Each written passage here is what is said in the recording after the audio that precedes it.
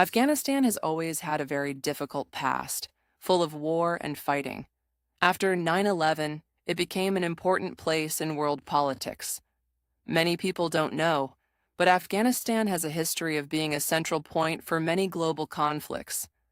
Over time, its complex situation drew more attention, especially after the attacks in America happened. The group Al-Qaeda played a big part in these events. Led by Osama bin Laden, they were responsible for the terrible attacks on September 11th. Because of this, the United States decided to start a war against terror. This meant focusing on destroying Al-Qaeda's hideouts in Afghanistan, which was not an easy task at all.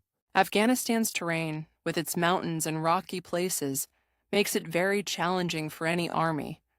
The American forces and their allies knew this and had to work with local fighters, like the Northern Alliance. This group was important because they knew the land well and shared a goal: to fight against al-Qaeda and the Taliban. The Taliban had control over Afghanistan for a long time.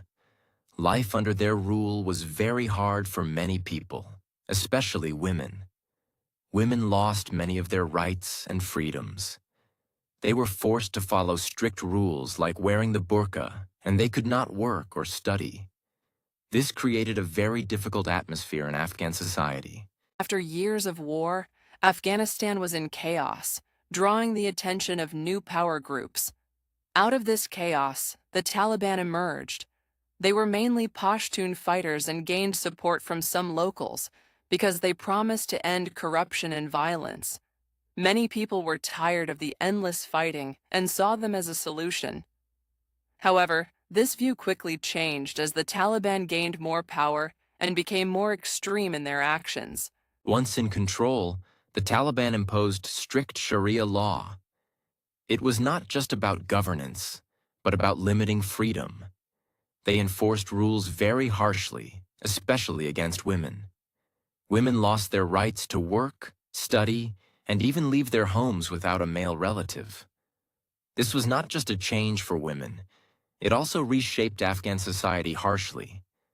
Human rights abuses were widespread, and daily life became a struggle for survival under these oppressive laws. By 2000, the Taliban controlled most of Afghanistan. They had taken over most provinces, including the important city of Kabul. But not all regions came under their control. The Northern Alliance, mainly in the north, continued resisting. These groups didn't agree with the Taliban's harsh rule and kept fighting back. The alliance was made of different ethnic and political groups, united by their will to stand against the Taliban's rule. While the Taliban tightened their grip, Osama bin Laden's role became more important. Having supported fighters against the Soviets, he was now strengthening his al-Qaeda network under the Taliban's protection. His goals were global, aiming far beyond Afghanistan's borders. If you want the transcript of all our podcast videos, make sure to click join and support us as a paid member. It really helps us keep bringing you detailed stories like these. September 11, 2001 was horrific. Terror struck America as planes crashed into important buildings. Many lost their lives. This day changed how the world saw security risks. Before, such an attack seemed impossible, but then it became very real. The global community was in disbelief. People could not believe how far terrorists would go. It pushed countries to focus more on safety and understand threats better. After the attacks, the United States demanded action from the Taliban, who were protecting al-Qaeda. They asked for the leaders' handover and closure of camps, but the Taliban refused, wanting proof first. This response upset many, especially in America. In some places like Pakistan, protests grew with anger towards the U.S. These protests showed the tension between regions and highlighted many differing views. The attack shifted global politics quickly. Countries worldwide stood with the United States. President George W. Bush spoke strongly, saying freedom was attacked but would be defended.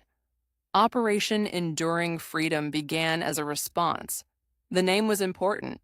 It showed that the fight was about more than just revenge. It was about keeping the world safe. American and British forces teamed up to strike back. The operation started with heavy attacks on important Afghan cities. Kabul, Jalalabad, and Kandahar experienced intense bombing. These cities were strategic for military plans. The assault was powerful and caused great damage. People in these areas had already suffered from many problems, like war and hunger. Now they faced more hardship as homes and lives were further destroyed by these attacks. The Northern Alliance played a critical role during the early battles in Afghanistan. This group was made up of different ethnic and political factions who put aside their differences to fight a common enemy, the Taliban. Their unity was vital. They provided valuable knowledge of the local landscape and were instrumental in helping the United States and its allies. The Northern Alliance's strong will and determination were key to challenging the Taliban's hold on power.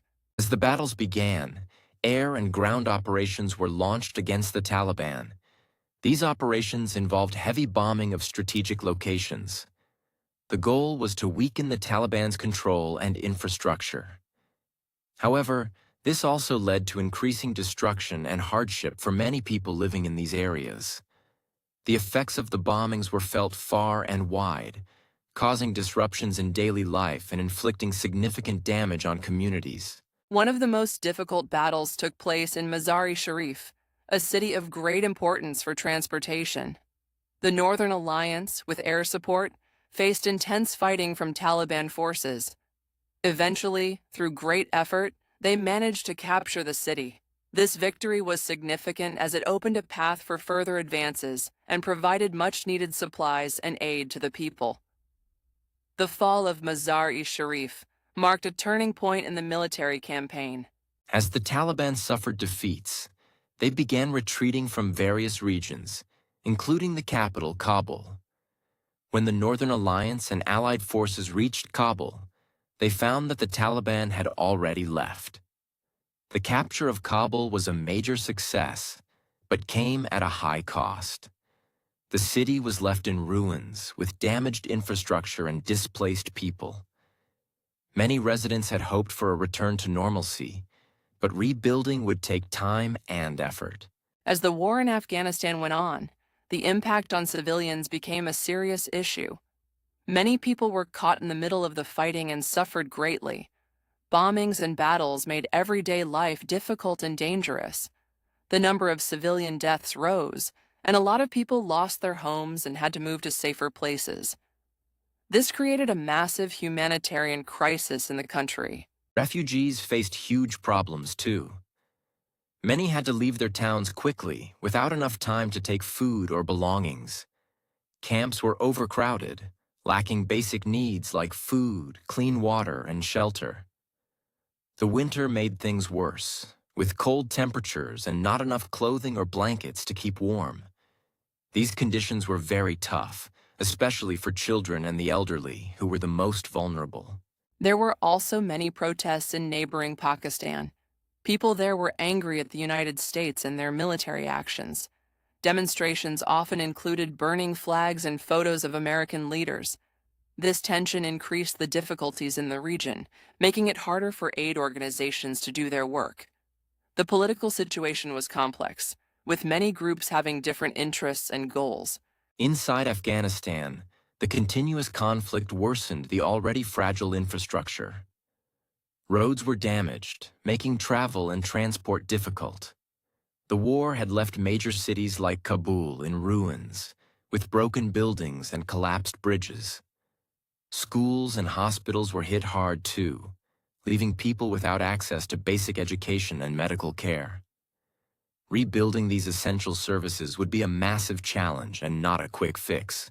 After the events of September 11, the focus was on finding Osama bin Laden. His location in Tora Bora, a strong mountain area, made it very hard to attack. Many thought he was hiding in these caves, planning his next move. Despite the best efforts of the military and special forces, he managed to escape. Some believe he went to Pakistan, making it even harder to find him. While the hunt for bin Laden was ongoing, the United Nations took important steps. They created the International Security Assistance Force, also known as ISAF. Its job was to help keep Kabul safe and support a new government. Troops from many countries joined this mission. They wanted to ensure that Afghanistan could begin to rebuild and have a sense of order after so many years of conflict. But even with these efforts, the Taliban continued to fight. They didn't want to give up control and kept trying to resist. Their fighters moved into the mountains, where it was hard for the military to reach them. Despite losing many battles, they had a lot of money from illegal trades, which helped them keep fighting. This made the situation in Afghanistan still very dangerous and uncertain. At the same time, Al-Qaeda was spreading its influence beyond Afghanistan. They looked for new places where they could hide and grow stronger. This made it harder for countries to fight them, as they were no longer just in one place. The global nature of their operations added more challenges, and countries had to work together closely to track and stop their actions. As we move forward, Afghanistan dreams of a stable and peaceful future. The country has faced so many obstacles, from invasion to civil war.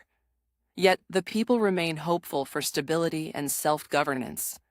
They wish to live without the constant fear of conflict. Many Afghans, despite the struggles, work towards rebuilding their nation, hoping for a time when they can live normally. Rebuilding Afghanistan is not an easy task. It needs a lot of international support. Many countries and organizations are helping with development projects. They are focusing on rebuilding infrastructure, supporting agriculture, and boosting education. With so much damage from years of war, these efforts are vital for Afghanistan's future. They aim to give people the tools to rebuild their lives and communities. The Afghan government faces many challenges. It must work hard to maintain order and provide services to its people. Economically, there is still much to do for growth. Schools and healthcare need more attention, too. It's a long journey, but with determination, these sectors can improve over time. The youth especially hold the key, as they represent the hope and potential for a better future. There are hopes for political reconciliation in Afghanistan. While some Taliban members remain resistant, there are those who might be open to dialogue. Having a political solution could ease tensions and bring more peace. It's crucial for both parties to seek common ground and work toward a shared future. If they come together, there's a chance for a strong, united Afghanistan. We have reached the end of our podcast. Please like and subscribe to stay informed about global issues. Your support helps us share more stories like these with the world, highlighting important events and challenges. Don't forget to comment as well. We love hearing your thoughts and suggestions.